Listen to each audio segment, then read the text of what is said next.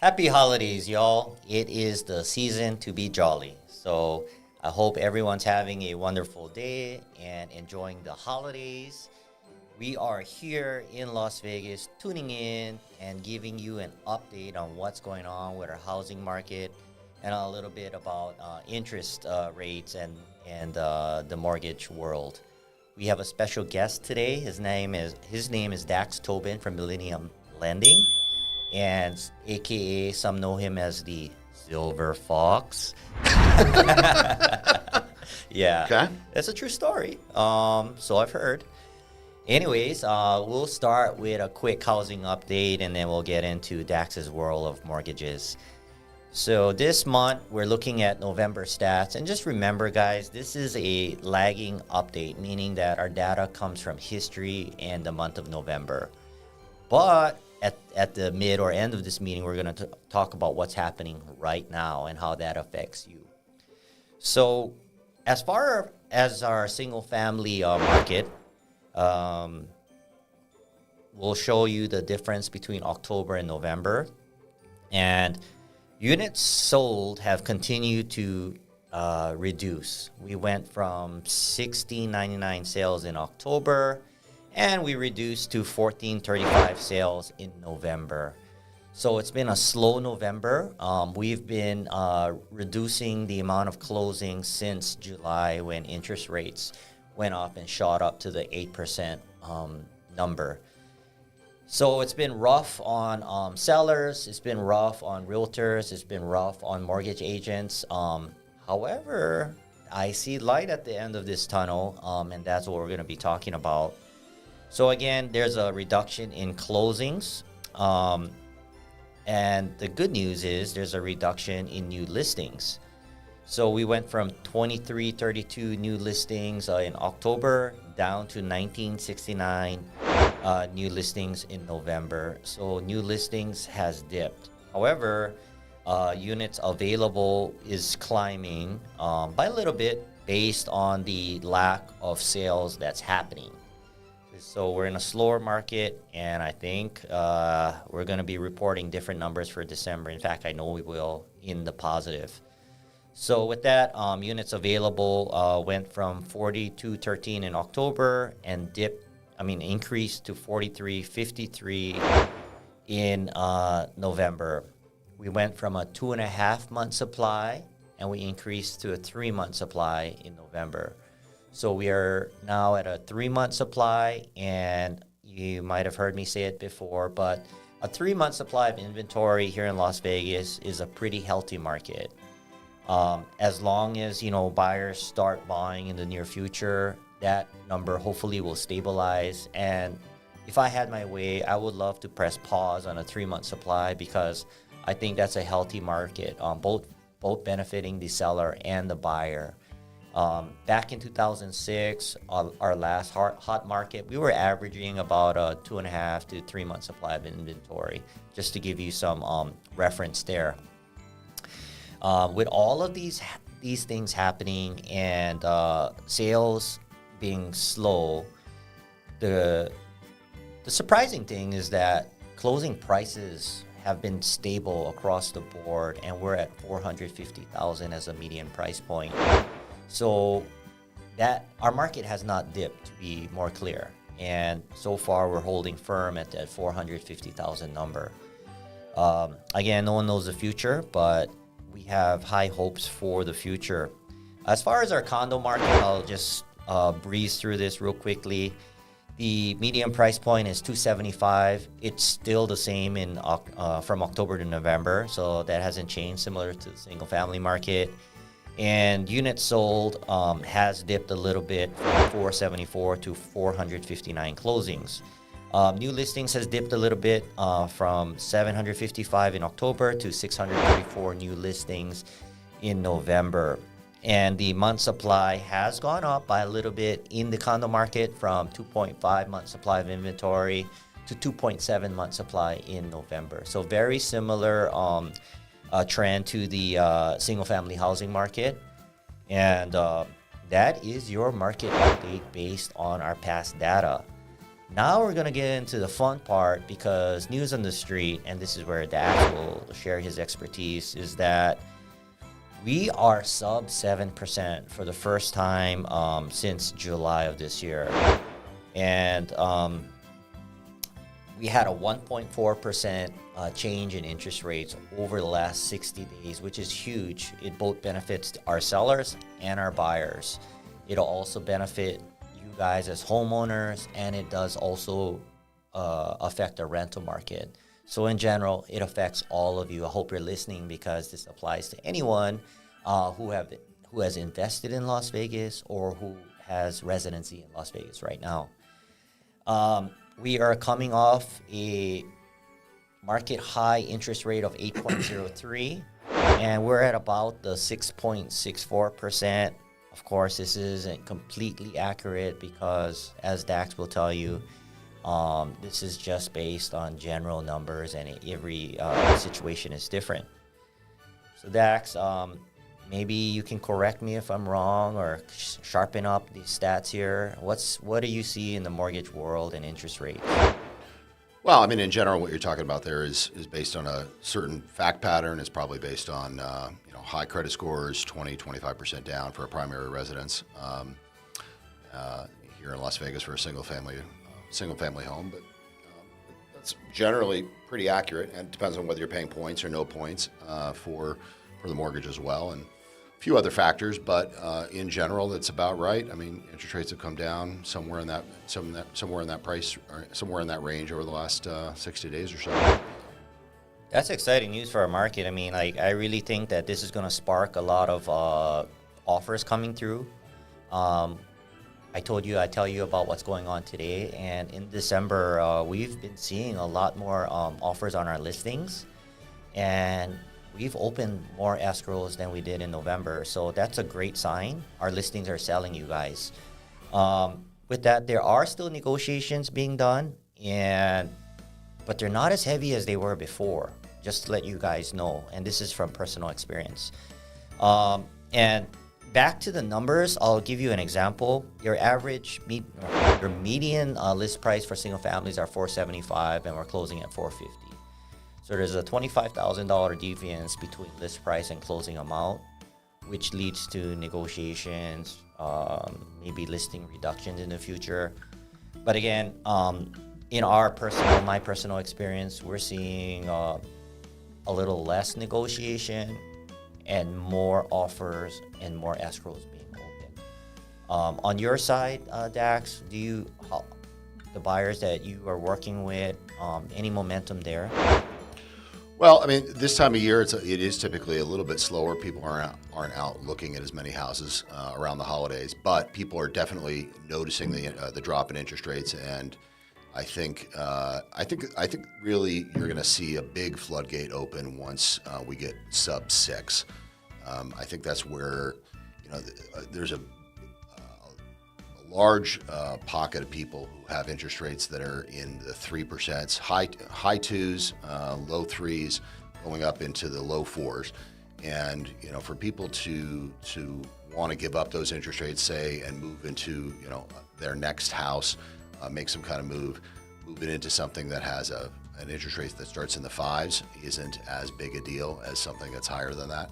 So we're in the 6s now. That's a big move lower, and it's happened very, very quickly. So I don't think it's assimilated into the general population. All that. We just got the news. I think 2 days ago. Yeah, just even a week and a half or 2 weeks ago, that interest rates were in the 7s still. So it's going to take a little time to assimilate in through news articles and people watching television, that kind of thing, which isn't happening as much right now. People are out shopping, they're trying to figure out their holiday stuff. So once that starts to sink in for people, and if rates continue to move down even lower, we start to close that gap a little bit. I think people are going to get a lot more interested, especially after the holidays are over. New Year's comes and goes.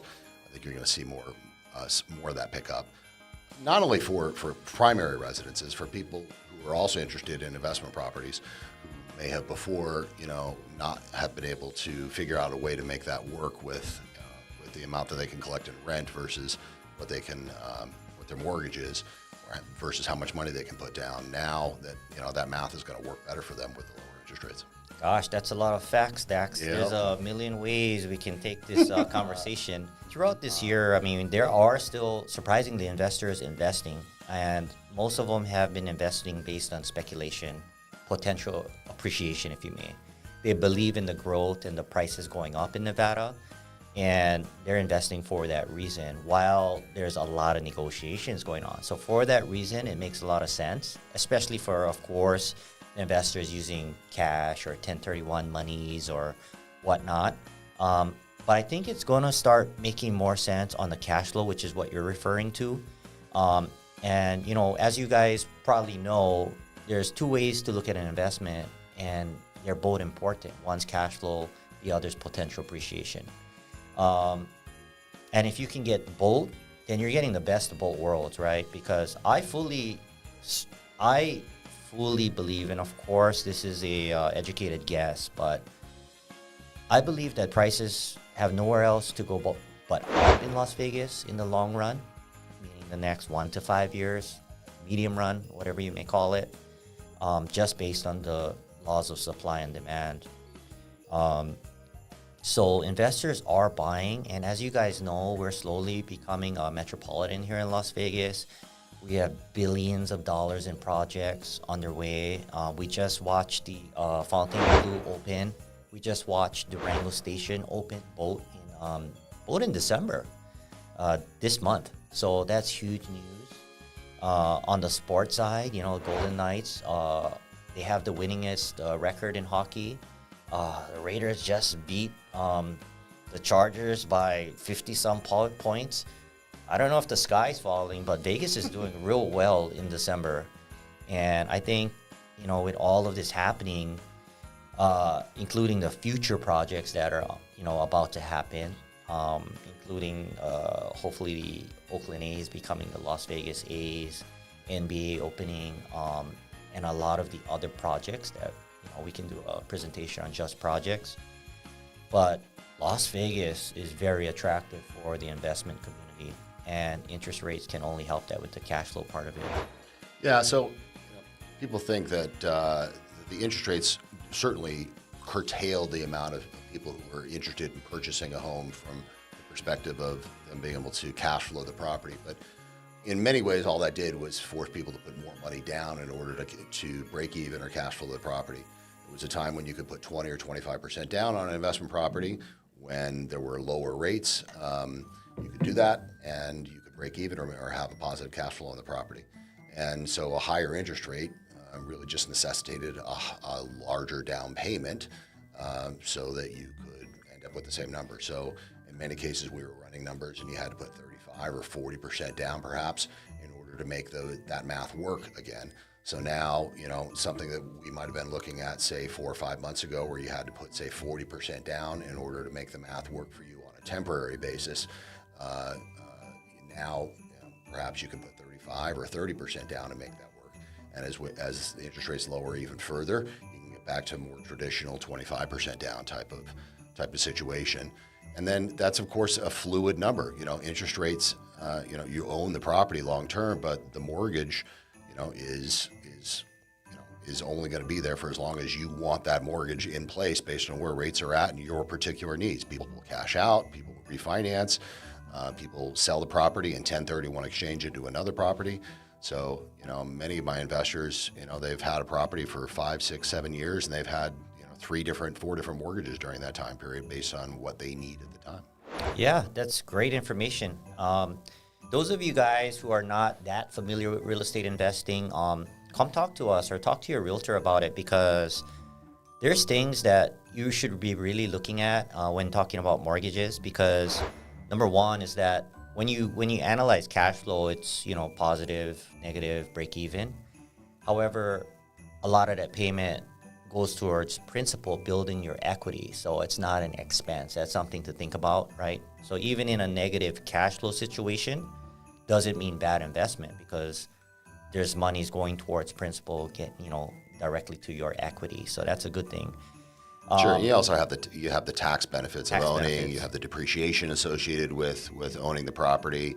So there's more to it than just the simple math of the cash flow, of course, yeah.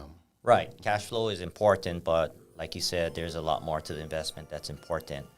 And for you guys to understand if you're investing or own an investment for that matter, I think you guys are going to see more refinance monies coming through, maybe debt consolidation refinance monies coming through. And that is a big component right now. There's a lot of people who need debt consolidation, refinancing, and the numbers really just haven't worked for them so far. Either they haven't been able to do it at all, or they've taken out home equity lines of credit. Now they've got a first and a second, and they're waiting for rates to come down so they can consolidate all that. We're not that far away from being in a place where there's going to be a lot of movement in both the real estate market and the mortgage market, where things can. I'll tell you what we're going to do. We're going to do a podcast just on debt and debt consolidation, due to the fact that we both know, based on the data, that credit card debt is at an all-time high. And I know you have strategies to consolidate that debt and make it a more feasible leverage for good, or bettering the debt. Yeah, I mean, just looking at overall household debt is a really important thing to consider. People sometimes put their mortgage sort of in a compartment, and they look at it just on its own, and then they look at everything else separately. Or they'll look at their consumer debt, their mortgage debt, and then student loan debt, and their car debt, and they kind of put all these things in their own little compartments, and they don't really analyze it all together. That's what most people do. That's what I do usually, right? Yeah, you need to consider the overall interest rates on these things. Then you look at the term of each one of those and try to figure out how to best manage all of that together. And that's where that financial analysis and assistance really could help someone. Yeah. Here's another tip, you guys, especially for the investment world, or maybe even for primary homes. I heard Dax say one time, and if there's a note to take, maybe this is it. The sweet spot for down payments is about 40%. Well, or the best, to get the best mortgage. Yeah, typically once you get to 40% down, most of the what's called loan level pricing adjustments go away. So you're not going to receive much, if any, additional benefit in terms of getting a lower rate or a combination of rate and fee beyond putting more than 40% down. Huge note, you guys. Huge tip. There's something to talk to your lender about, talk to Dax about, because a lot of people put more down payment just because they have it, and they may or may not see the benefit by doing so. Of course, it'll adjust the payment amount, but again, as far as like bettering your loan, you may not be doing that by putting more down. So talk to your lender about that. If you guys are selling to buy and using equity and you have it, maybe 40% is for you. If you have the 40% in your bank, maybe that's for you, because someone like Dax can give you an analysis whether it's better sitting in another investment or putting it towards your mortgage and the overall structure of your financial plan. So, yeah, there's no clear-cut answer there. There can be a very big difference between putting 20%, 25, 30, all the way up to 40% down. And some of the factors involved there are whether you're purchasing an investment property, a primary residence, and your credit score.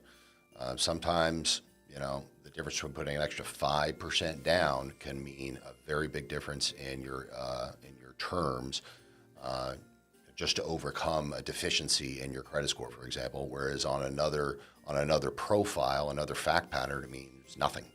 So all those things play into it. You have to look at all those different factors, which is why when you're quoting interest rates, there is no, quote, one interest rate, for today.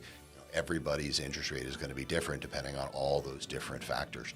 So when people are quoting interest rates, that's almost always the ideal scenario. And from there, interest rates are just higher from there. Yeah, well, we need something to. Yeah. So we have to, when we're comparing apples to apples, and we're just people aren't going to compare the worst scenarios, right? They're going to say, what's the best possible scenario, the lowest rate you can get for a particular scenario, and that's typically with a credit score of 780 plus, with kind of a 40% down scenario on a primary residence. Well, that's why we have the expert in the room. I mean, us laymen over here, like, we have to go off something, and that's the best gauge we have. Yep. But I would say talk to your lender because the rates are specific to you, is what he's saying. All right, well, getting back into the market, and let's talk about buyers, which then affect sellers, obviously. So 6.64% layman's terms. Okay. I think that a lot of buyers are going to start pulling the trigger based on that. And some will wait, some will pull the trigger. And here's the consequences, though, between the two. The people who wait are probably going to get better interest rates if this momentum keeps continuing in the trend it's going now. However, the consequence is that I think everyone's going to do the same thing. And based on that, everyone will be jumping into the market at the same time, thus pushing prices up. And so, I think there's a timing thing here going on where is it better to shop now and try to negotiate why the market's a little soft? Again, I told you sales are at a 20-year low with just 1435 sales November. This benefits the buyers right now. And if you're a buyer, you can beat up on a seller potentially, including new builders. There's a lot of incentives going on. Whereas in the future, you might get a better interest rate. However, you might be in bidding wars. You may not get the incentives that are going on right now through resale or brand new. And to give you an example, it's not just negotiating price, you guys. What's important is the best case scenario in your situation. And so beyond price, we're getting sellers to help pay closing costs, which most buyers, you're looking at what, 3%, Dex? 3%. It's a good round number to use, yeah. FHA maybe 3.5. But we're helping sellers to save you out-of-pocket monies, which you can do something with that money or apply it more towards down payment.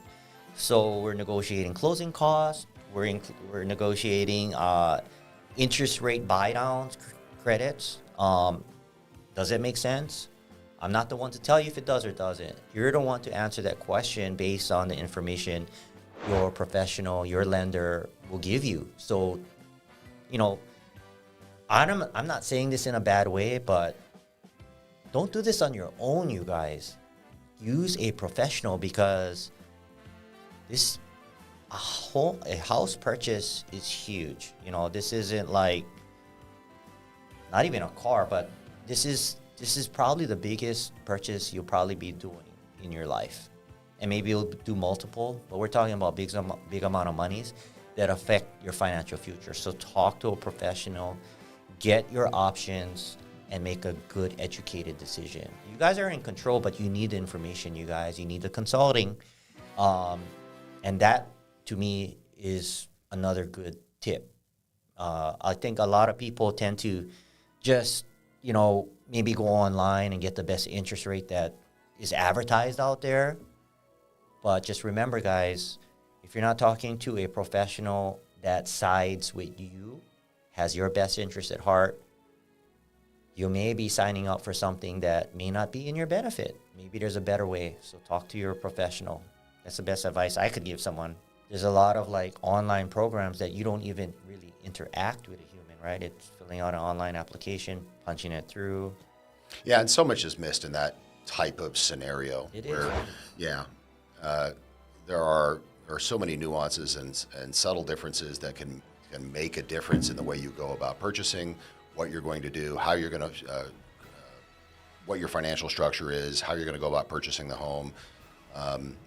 Little differences like I'm talking about, putting an extra 5% down or doing a little something to increase your credit score from a 719 to a 720, for example, that could change the way you go about things. Could save you, $20,000 or $30,000 out of pocket.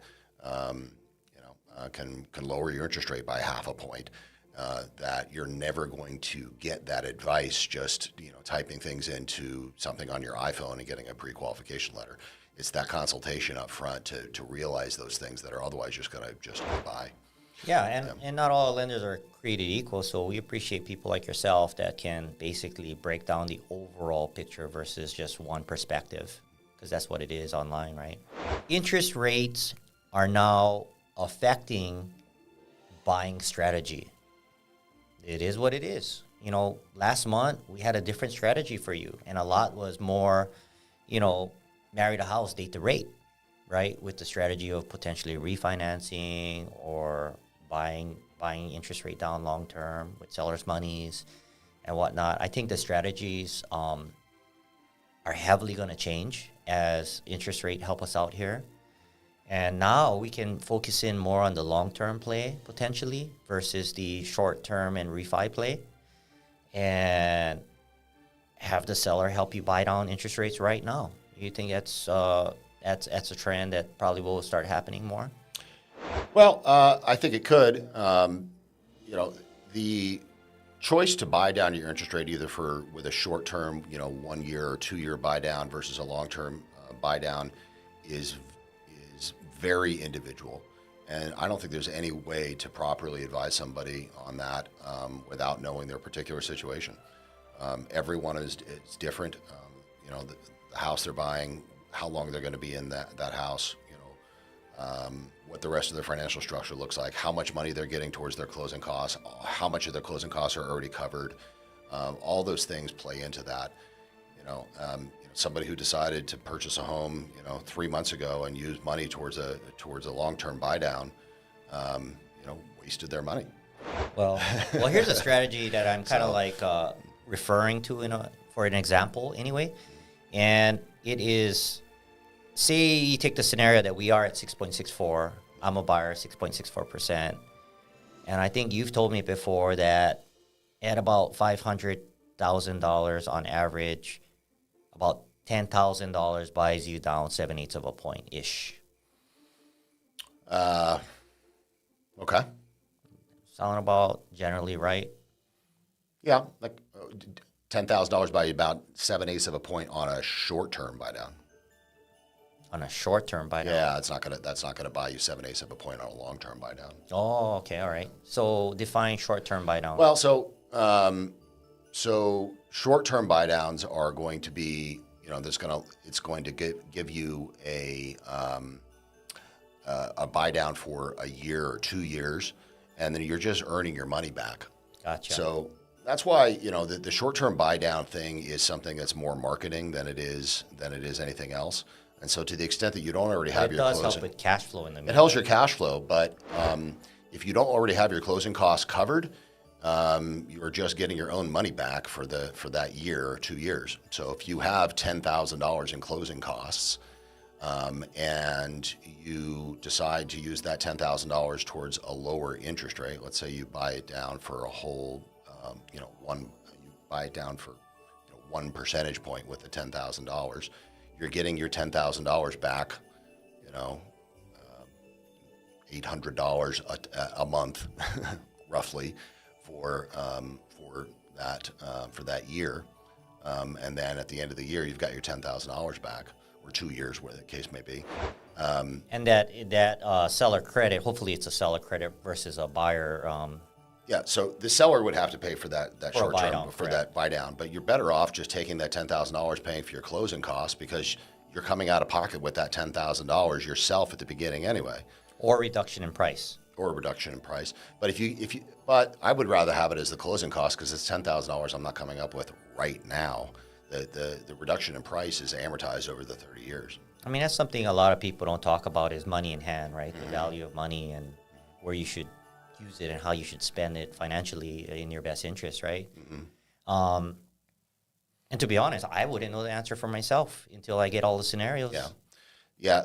It's helpful for people who want to know they have a lower payment during that time period, and if they have no additional closing costs to cover, then, you know, the math can make some sense. But you have to have a lot of extra money left over beyond anything beyond the closing costs out of pocket. Then you can look at short-term buy downs, and those can make a lot of sense because it's just extra money. But the long-term stuff, you know, it's decreasing rate environment. It's tough to justify long-term buy downs right now. I'm going to ask you a question that you probably won't answer, being that you're a precise silver fox, so I heard. Can't help myself, man. That was the word on the street anyway. Word on the street. Strategy to refinance. If people are buying at, say, for example, 6.64% today, Okay. and it drops to 5.64 a year from now, do you think it's worth refinancing for a point? I know it's a general question. It depends on the loan amount. So you have to look. Say it's a $400,000 loan amount. Okay. So you have to calculate how much interest you're saving for per month, not just the principal, not the payment, but how much of the payment is going towards towards interest. You figure out how much that is. Most is going towards interest because it's the first Most year. is, yeah, of course. So most is, you figure out how much you're saving every month in interest. Then you figure out what your closing costs are. You divide that into there and you figure out what your break even is.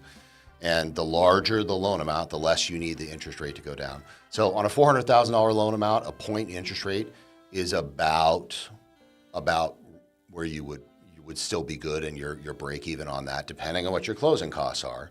On an average loan, average closing costs, that's going to be about where it's going to start to make sense. Maybe even a little bit less than that. 3/4 of a point, 7/8 of a point starts to make some sense. But it's going to vary depending on your closing costs. Guys, if that's now, having said that, if it's a $150,000 loan, it's going to be much more difficult to justify just a point in interest rate. If it's an $800,000 loan, even a half a point in interest rate might make some sense. So it's because you're saving so much more in real dollars relative to your closing costs.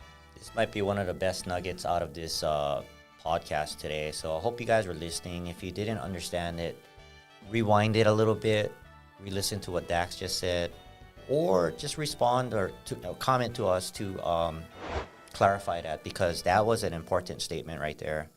A lot of us don't know if we should or shouldn't refinance. And you know what I've seen a lot of people potentially make a mistake doing? It's refinancing for a better interest rate in the mature stages of their loan, right? And I think it has to do a lot with, in the mature stages, more of that payment is going towards principal than it is interest and fees. Sure. Yeah, when you're deep in your amortization schedule, you need to take a look at that and understand that you're resetting that amortization schedule, and now a much larger percentage of your payment is now going towards interest again.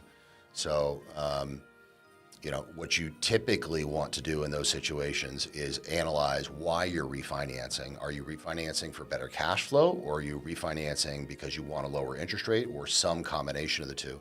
If you're 15 years into a 30-year fixed mortgage, a lot of times I'll look at that situation and talk to the client about matching the amortization schedule up and refinancing them both into a lower rate and into a 15-year fixed amortization, so that they're now paying the same amount towards interest, towards principal, and they're not resetting their amortization. So they're doing both at the same time, and they're not now resetting that amortization, paying all that interest all over again like they were at the beginning of their loan. And that can save them hundreds of thousands of dollars. And that's something that people don't talk about. They'll get a call, or they'll get a flyer in the mail, they'll get something, and they'll just reset it, and they'll go, wow, I'm saving all this money. But all they're doing is playing the bank's game, and they're resetting that, and they're paying all that interest that was front-loaded into that loan back to the bank again. That's why, you guys, it's not just about interest rates that we need to focus in on here. You can get a low rate on the wrong loan, and it could cost you hundreds of thousands of dollars in interest because of these basic principles of how interest works and how amortization schedules work. That this is how banks make money. And so, family member, I hope you're listening in. We've been talking about this. You know who you are. She's at about 20 years in her loan, and mature stages, obviously paying 7-8%, which she feels is high. Wants to refinance at that point, and so there's more things to consider. Sure. So in a situation like that, nothing wrong with refinancing to a lower interest rate. The amount's only $50,000 left. Right. So that requires a consultation, because you can make a big mistake there, or you can refinance into a loan that can really benefit you. And there's also all kinds of other things to look at there. Look at debt consolidation, cash out, no cash out, matching amortization terms.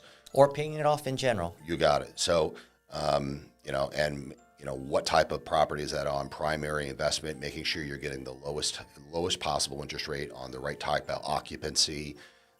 So managing that as a part of your overall financial structure. I see that all the time. People making really bad mistakes there because they're doing something without a proper consultation. Appreciate that. That really, I think, is going to help a lot of people as long as you guys are tuning in. Well, I will share that we're going to continue here at Xpand Realty with help of our professionals in other industries to push value to you guys, help you guys make more educated decisions. That is our whole goal. And there is an ask for me. We're doing this for the sake of helping everyone out there. So if you find this information relevant or helpful to you, or more importantly, if you think it could help someone else, my ask is for you to just press share and send this video to who you think it could help. Because our goal is just to get some eyeballs here, help educate everyone with what we know as professionals in the industry, and we're going to continue doing that. But we need you guys, your help to expand our sphere of influence so we can continue doing this on a bigger scale. But I would really challenge you guys to step out of your comfort box and comment below on what you want to know about, or reach out directly to one of us, Dax or myself or whoever's on that podcast, because again, we're here to add value, which means answering your question. And I know you guys have more questions. However, Dax might be he might be able to read your mind. I can't. So please comment below or reach out to us so that we can get those questions addressed. Even if you were working with another realtor, I will, respect that boundaries, and I'll answer to an extent that it makes sense and be ethical about it. I promise that. So feel free to reach out and go back to your realtor. That's fine. I just want to be here. We want to be here as a company to help all of you. I promise. So with that, thank you for giving all this valuable knowledge, Dax. We do appreciate your time. We appreciate your guys' time. And any last words? No, let's make it a great 24, huh? Let's make it a great 24. So happy holidays, you guys. Merry Christmas, and we will wish you a happy New Year. Thanks, Randy. Thank you.